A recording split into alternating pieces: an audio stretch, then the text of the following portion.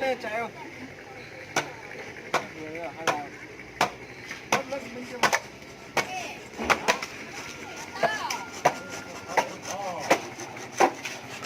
Bên kia vào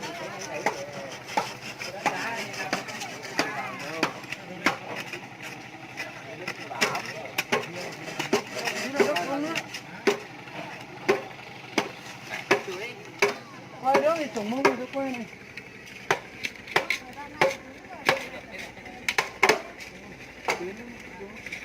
Đây này cũng khổ kìa. Con năm này cái chế kia ra khỏi cái cổ. Con năm không biết đào đi chỗ nào trồng nhỉ?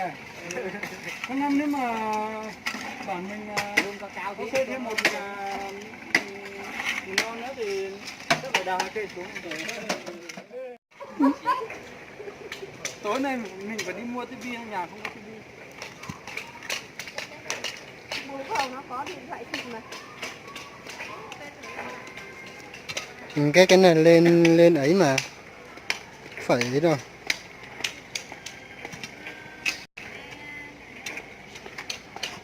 Bữa về đừng có mở cho bố xem nhé, bố thấy cháu tao đi đi mất vợ đấy. Quay xong lúc về vợ nó nhìn đứa trai đẹp nó lại theo cho lại mất vợ lại cũng thấy. Cái anh ở trong tivi nó khỏe lắm đấy, mình thi nó đấy. Mấy cái xem beo không nhất nổi. Nó ở chỗ nào bảo mình đi xa nó đấy. Nó thích thì tớ sẽ chỉ cho. Đấy, đừng cho vợ mày thấy tao. Nó mà thấy tao thấy nó. Quay mặt ở đây. Cứ một gốc là 2 cây to lên rồi mà nó gì đâu mà sao khó khăn. Thôi đấy, mày tắt đi, quay nhiều. Bảo rồi, tối là có phát truyền hình trực tiếp VTV3 của bản Quốc Phát không? Có, yên tâm. Phát xem mà muốn xem này, tàng làm gì có. Không có tivi phát VTV3 của Quốc Phát rồi.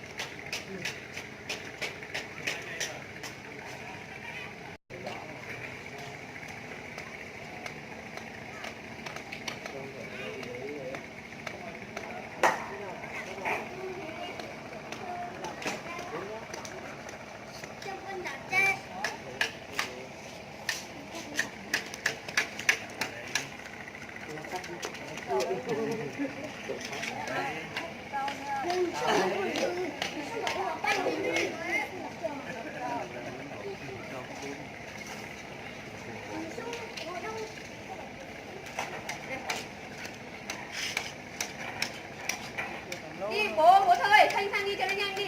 Thanh chồng đi. À đây. Để rào đi cho nó xong không là sợ không xong ấy, tối không xong ấy. Thế thì phải có một cây phải có